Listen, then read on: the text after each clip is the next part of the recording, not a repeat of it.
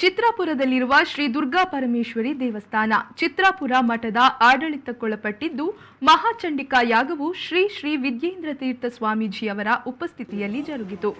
ಶುಕ್ರವಾರ ಬ್ರಹ್ಮಕಲಶೋತ್ಸವದ ಪ್ರಯುಕ್ತ ನಿಧಿ ಸಂಚಯನ ಕಾರ್ಯಕ್ರಮವು ಸ್ವಾಮೀಜಿ ಉಪಸ್ಥಿತಿಯಲ್ಲಿ ಸಂಸದ ನಳಿನ್ ಕುಮಾರ್ ಕಟೀಲ್ ಮತ್ತು ಶಾಸಕ ಡಾಕ್ಟರ್ ಭರತ್ ಶೆಟ್ಟಿ ವೈ ನೇತೃತ್ವದಲ್ಲಿ ಉಮೇಶ್ ಟಿ ಕರ್ಕೇರ ಅವರ ಮುಂದಾಳತ್ವದ ಜೀರ್ಣೋದ್ಧಾರ ಸಮಿತಿ ಭಕ್ತರು ಸರ್ವರ ನೆರವಿನಿಂದ ಜರುಗಲಿದೆ.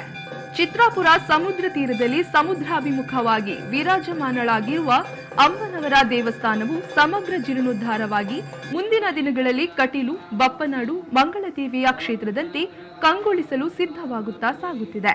ಮೊಗವೀರ ಬಾಂಧವರ ಸಮಗ್ರ ನೆರವು, ಊರವರ ಭಕ್ತಾಭಿಮಾನಿಗಳ ಉದಾರ ಕೊಡುಗೆಯೊಂದಿಗೆ ದೇವಸ್ಥಾನದ ಜೀರ್ಣೋದ್ಧಾರದ ನೀಲಿ ನಕಾಶೆ ಸಿದ್ಧವಾಗಿದೆ.